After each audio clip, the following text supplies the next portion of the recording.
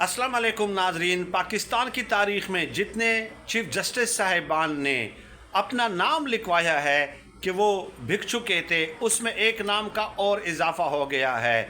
अली अहमद कुर साहब का ये कहना है कि 25 अक्टूबर को जब काजी फ़ाइज़ ईसा साहब रुखसत होंगे तो उस दिन को हम योम निजात के तौर पे मनाएंगे।